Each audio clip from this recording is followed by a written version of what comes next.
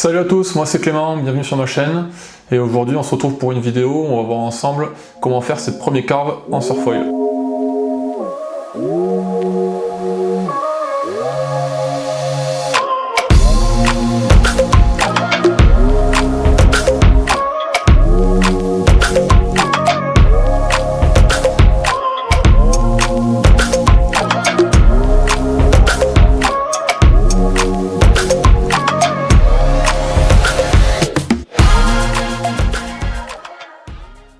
Dans cette vidéo, je vais vous expliquer dans un premier temps comment tourner en surfoil pour ceux qui commencent. Et ensuite, pour aller plus loin, on verra comment carver étape par étape et comment progresser au plus vite dans cette manœuvre. Alors déjà, qu'est-ce que c'est un carve et à quoi ça sert? Le carve, c'est la première manœuvre qu'on va apprendre en surfoil. C'est une manœuvre où on va venir faire une courbe sur le haut de la vague plus ou moins serrée et plus ou moins engagée. Elle va nous permettre de venir générer de la vitesse et aussi nous permettre de nous resituer sur la vague et nous replacer sur la vague pour pouvoir l'exploiter au mieux, un petit peu comme en surf. Alors avant de s'attaquer à cette manœuvre, il va falloir quand même respecter quelques prérequis. Dans un premier temps, il faut déjà être suffisamment à l'aise sur sa planche et sur son foil avant de s'attaquer à cette manœuvre. Il faut aussi savoir lire un minimum une vague pour pouvoir correctement se placer sur la vague lorsqu'on fait la manœuvre. Il faut aussi savoir pomper un petit peu pour pouvoir gérer sa hauteur de mât et se replacer sur la vague, et il faut aussi avoir du matos adapté. Donc pour le matériel, ça va être important d'avoir le bon foil et la bonne planche pour pouvoir effectuer cette manœuvre correctement et assez facilement. Au niveau du foil, je vais conseiller de prendre une aile avant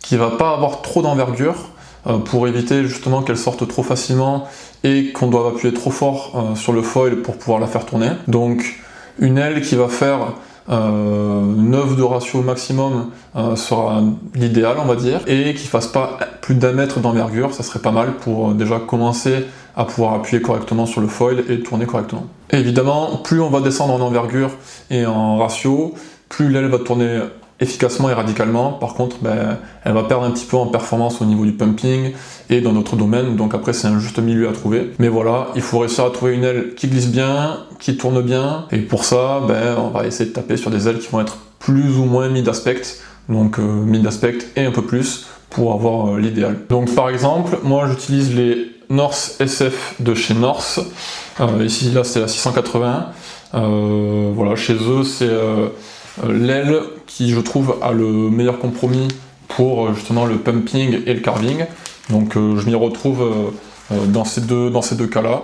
Voilà, j'arrive à reconnecter des vagues et à carver suffisamment correctement pour prendre du plaisir, donc voilà, il faut essayer de trouver dans les autres marques ou chez North du coup une aile qui pour vous fonctionne comme ça, et ça sera top. Une autre partie du foil qui est assez importante et qui est assez souvent négligée, c'est le stabilisateur. Donc le stabilisateur, pour carver correctement, le mieux c'est d'avoir un stabilisateur assez petit. On a souvent tendance à avoir des stabilisateurs trop gros, parce qu'on va se dire que ça va nous permettre d'avoir plus de contrôle, ça va nous permettre de pomper plus facilement et plus efficacement. Mais dans les carves, ça va avoir vraiment tendance à nous ralentir et à nous freiner dans la rotation et dans la courbe. Donc vous pouvez vraiment diminuer en taille de stab, et je pense que ça va vraiment vous débrider le foil au mieux, et vous allez vraiment sentir de nouvelles sensations et vous allez tourner beaucoup mieux. Pour le fuselage, je vais vous conseiller de prendre un fuselage qui va pas être trop long, parce que si vous prenez un fuselage trop long, vous allez certes avoir de l'appui et avoir de la portance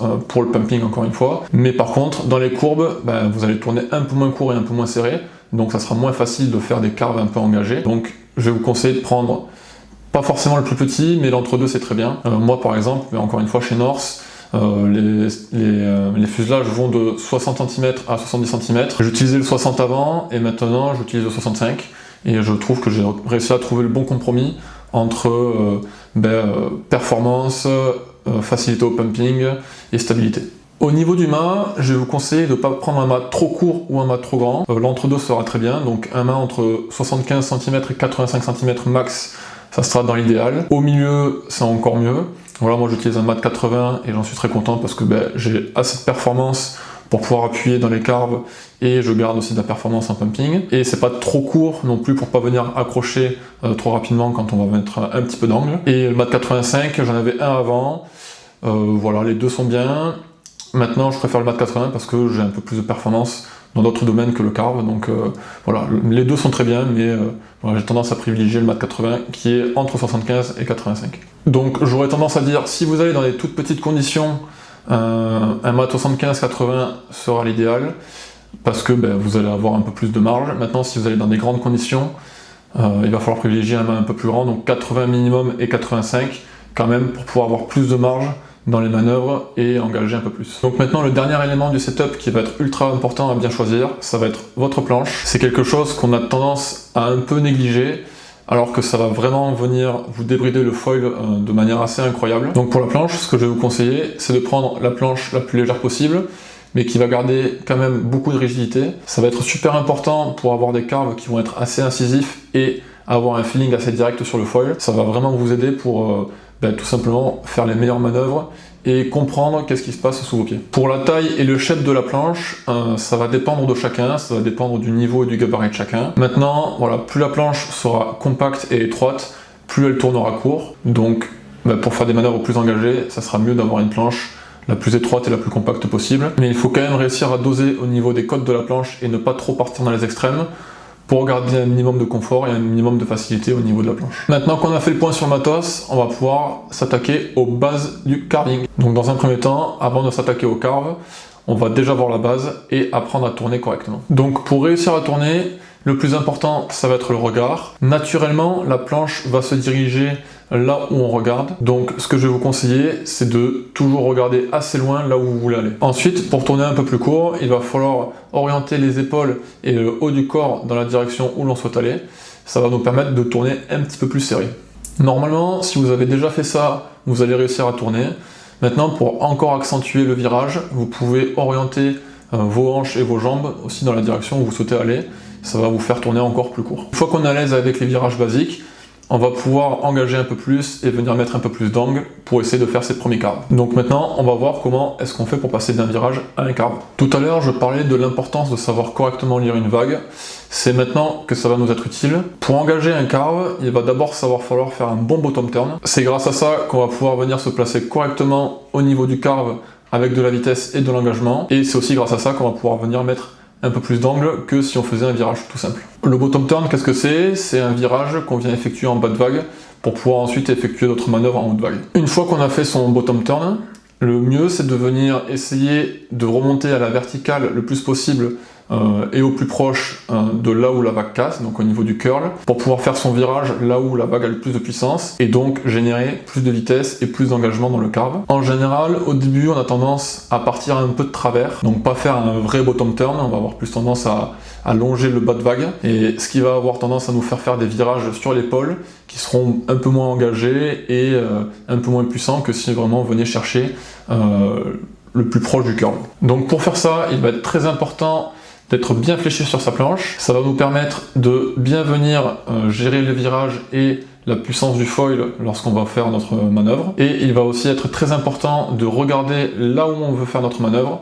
C'est ça qui va vraiment dicter si on va aller trop sur l'épaule ou si on va réussir à venir faire la manœuvre au plus proche de là où la vague casse. Donc encore plus que pour un virage simple, il va falloir engager le haut du corps, donc engager les épaules, engager les bras, et le reste du tronc du haut du corps. Donc il va falloir les orienter le plus possible dans la direction où on souhaite aller. C'est ce qui va nous permettre vraiment de tourner au plus court avec de la puissance et du contrôle. Donc ensuite, pour venir attaquer la courbe, il va falloir venir mettre beaucoup plus de poids sur les rails. Donc c'est ce qui va nous permettre de mettre de l'angle lorsqu'on va faire et le bottom turn et lorsqu'on va faire notre carve en haute vague. Et c'est ce qui va nous permettre d'être beaucoup plus engagé et de prendre de l'accélération. Et donc de ne pas faire un carve à plat qui ressemblerait plus à un virage. Un petit conseil aussi, une fois qu'on a fait le bottom turn et qu'on est bien fléchi, c'est une fois qu'on va remonter au niveau du haut de la vague, vu qu'on est bien fléchi, c'est essayer de venir se détendre une fois qu'on remonte sur la vague, donc venir tendre les jambes pour garder de la hauteur et générer un peu de légèreté au niveau de la planche pour arriver avec plus de vitesse, et comme ça, une fois qu'on va arriver en haute vague, on va pouvoir revenir fléchir et appuyer fortement sur le pied arrière pour accélérer et avoir du contrôle et un peu plus d'engagement. Donc voilà, je pense que là on a fait le tour des points à voir pour faire des carves assez simples. Maintenant, pour aller plus loin, il va falloir vraiment travailler son bottom turn, il va falloir travailler son placement au niveau des bras, la manière dont on est fléchi sur la planche. Et aussi, une fois qu'on va arriver en haute vague, il va falloir beaucoup plus appuyer sur le pied arrière pour faire accélérer le foil et du coup avoir beaucoup plus de vitesse et plus d'engagement au niveau du carve. Et on peut aussi essayer de faire sortir les tips de son aile avant. Ça va nous permettre de voir un petit peu l'angle qu'on réussit à mettre au niveau des manœuvres. Et c'est quelque chose qui est quand même assez sympa à faire aussi. Même si vous pensez pas forcément avoir le niveau, vous pouvez quand même déjà essayer de les faire sortir. Ça va vous forcer à mettre un petit peu d'angle lorsque vous allez tourner en haute vague. Donc maintenant, au niveau des erreurs fréquentes, ce qu'il va y avoir en majorité, c'est ne pas regarder là où on veut aller. On va pas regarder le haut de vague là où on veut effectuer notre carve, on va regarder peut-être plus loin, on va regarder nos pieds, mais on va pas regarder le bon endroit. Et c'est ce qui va faire que la planche va pas aller exactement là où on souhaite aller. Donc ça, il faut vraiment le travailler. Ensuite, une autre erreur fréquente, c'est qu'on ne vient pas suffisamment engager le haut du corps. C'est quasiment aussi important que le regard pour mettre encore plus d'angle et plus d'impact et plus d'appui, et aussi plus de tonicité sur la planche et sur le foil pour venir faire des manœuvres encore plus engagées. Donc du coup, en général, ce qui va se passer si on ne regarde pas bien et qu'on n'engage pas le haut du corps, c'est qu'on va faire des carves à plat et qui vont du coup plus s'apparenter à de simples virages. Ensuite, une autre erreur assez subtile, c'est le manque de vitesse. Voilà, en général, quand on commence, on va être sur des vagues qui vont être assez petites et un peu molles, et du coup, il est facile de ne pas avoir suffisamment de vitesse pour venir carver correctement sur la vague, et c'est là où la bonne lecture de vague va être très importante, et le fait de ne pas aller trop sur l'épaule de la vague va être aussi important. Donc voilà, il va vraiment falloir essayer de rester au plus proche de là où la vague casse, là où il y a la mousse, pour justement garder de la vitesse le plus possible. Et ce qui est bien du coup, c'est que ça va vraiment venir faire travailler le bottom turn et le bon placement sur la vague. Pour la dernière erreur fréquente qui se passe assez souvent lorsqu'on commence à essayer de carver, c'est qu'en général on a tendance à être un petit peu trop haut sur le mât.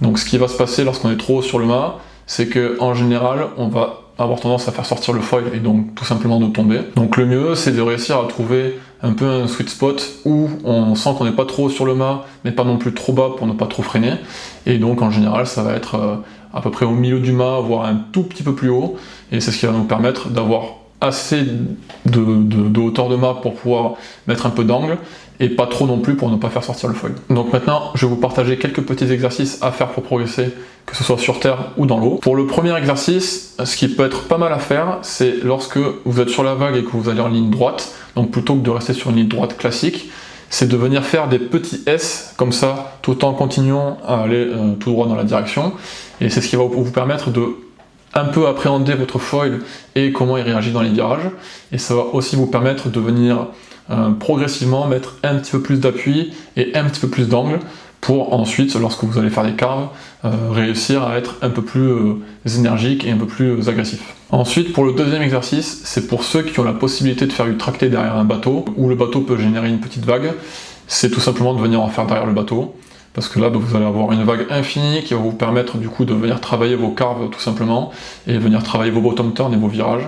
Donc franchement, ça c'est un exercice qui peut être vraiment top pour progresser rapidement. Donc pour un exercice ensuite à pratiquer sur terre, c'est de venir faire du surf skate. Donc ça peut être vraiment super intéressant pour ceux qui n'ont pas la possibilité d'être tout le temps dans l'eau ou d'avoir tout le temps des conditions. Ça va vraiment vous permettre de vous débloquer au niveau du haut du corps et au niveau du regard.